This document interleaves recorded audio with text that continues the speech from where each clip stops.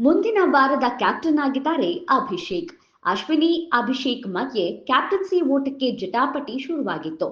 ಅಶ್ವಿನಿನ support ಮಾಡೋಕೆ select ಆಗಿದ್ದು ರಕ್ಷಿತಾ ಜಾಹ್ನವಿ. ಆದ್ರೆ ಅಭಿಷೇಕ್ಗೆ ಸಪೋರ್ಟ್ ಆಗಿ ನಿಂತಿದ್ದು ಗಿಲ್ಲಿ ಕಾವ್ಯ. ಟಾಸ್ಕ್ ಹೇಗಿತ್ತು ಅಂದ್ರೆ, ಕ್ಯಾಪ್ಟನ್ಸಿ ಆಟಗಾರರಾಗಿದ್ದ ಅಶ್ವಿನಿ ಅಭಿಷೇಕ್ ತಮ್ಮ ಮನಸ್ಸಲ್ಲಿ 12 ನಿಮಿಷಗಳನ್ನ ಲೆಕ್ಕ ಹಾಕ್ಬೇಕಿತ್ತು.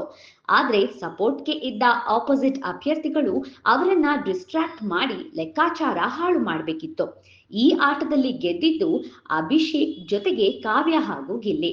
ಕಾವ್ಯ ಗಿಲ್ಲಿ ತಮ್ಮ ಮನಸ್ಸಿನ ಮಾತು ಅಶ್ವಿನಿನ ಡಿಸ್ಟ್ರಾಕ್ಟ್ ಮಾಡಿದ ರೀತಿ ವಿಭಿನ್ನವಾಗಿತ್ತು. ಆದ್ರೆ ಸೋತ ಅಶ್ವಿನಿ ಹೇಳಿದ್ದು ಮಾತ್ರ, ನನಗೆ 12 ನಿಮಿಷ ಆಗಿದ್ದು ಗೊತ್ತಿತ್ತು, ಆದ್ರೆ ಅವರಿಬ್ಬರ ಬಾಯಲ್ಲಿ ಇನ್ನೂ ಏನು ಬರುತ್ತೆ ಅಂತ ನೋಡ್ಬೇಕಿತ್ತು, ಅದಕ್ಕೆ ನಾನು ಸುಮ್ಮನೆ ಕೂತಿದ್ದೆ ಅಂತ ಕಾರಣ ಕೊಟ್ರು. ಆದ್ರೆ ಇದು ಸಿಲ್ಲಿ ರೀಸನ್ ಆಗಿತ್ತು.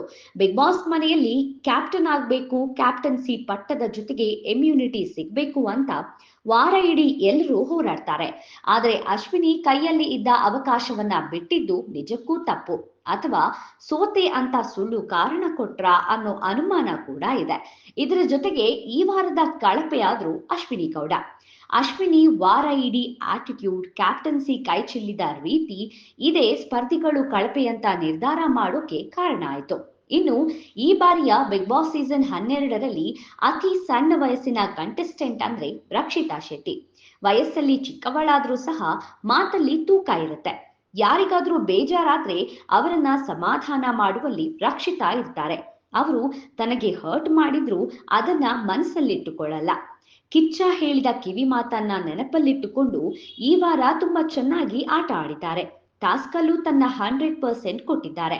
ಇವತ್ತಿನ ವಾರದ ಪಂಚಾಯಿತಿಯಲ್ಲಿ ಯಾವೆಲ್ಲ ವಿಷಯ ಚರ್ಚೆಯಾಗುತ್ತೆ, ಕಿಚ್ಚನ ಚಪ್ಪಾಳೆ ಯಾರಿಗೆ, ಕಿಚ್ಚನ ಪಾಠ ಯಾರಿಗೆ, ಕಾದು ನೋಡೋಣ.